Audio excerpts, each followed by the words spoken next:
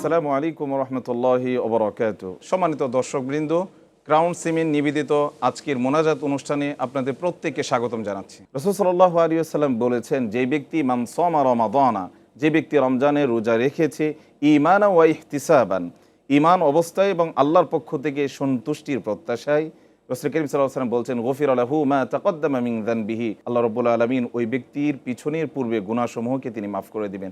সুবহানাল্লাহি ওয়া বিহামদি। আসুন আমরা সকলেই মোনাজাত শুরু করি।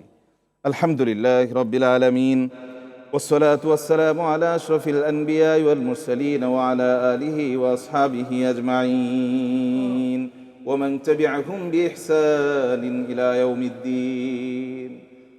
ربنا آتنا في الدنيا حسنة وفي الآخرة حسنة وقنا عذاب النار رب ارحمهما كما ربياني صغيرا। আল্লাহ রাব্বুল আলামিন, আমরা হলাম গুনাহগার আর আপনার সিফত হলো গফফার। আল্লাহ তাআলা তাই দয়া করে মায়া করে আপনি আমাদের প্রত্যেকের জিন্দেগীর তামাম গুনাহ সমূহকে আপনি মাফ করে দিন। আল্লাহ, আমরা বড় পাপী, আমরা বড় অপরাধী। আল্লাহ, বারবার অপরাধ করে আবার আপনার কাছে তওবা করে নিজেদেরকে আমরা পাপ থেকে বিরত রাখার জন্য চেষ্টা করি। আল্লাহ, আপনি তো বলেছেন লা তাকুনাতু মির রাহমাতিল্লাহ, আপনার রহমত থেকে নৈরাশ হতে নিষেধ করেছেন। তাই বুক ভরা আশা নিয়ে, চোখ ভরা স্বপ্ন নিয়ে দুটো হাত আপনার দরবারের দিকে বাড়িয়েছি। আল্লাহ, আপনি আমাদের গুনাহ সমূহকে মাফ করে দিন। আল্লাহ তাআলা, আজকে আমাদের এই মোনাজাতের সাথে যারা অংশগ্রহণ করে আমিন আমিন শব্দ উচ্চারণ করছেন, আল্লাহ প্রত্যেকের জিন্দেগীর তামাম গুনাহ সমূহকে মাফ করে দিন।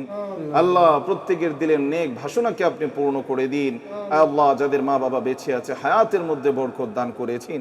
আল্লাহ, যাদের মা বাবা বেঁচে নাই, আল্লাহ প্রত্যেকের কবরগুলোকে আপনি জান্নাতের বাগানে রূপান্তর করে দিন। ওয়া সাল্লাল্লাহু তাআলা আলা খায়রি খালকিহি মুহাম্মদ ওয়া আলা আলিহি ওয়া আসহাবিহি আজমাইন বিরহমাতিকা ইয়া আরহামার রাহিমিন।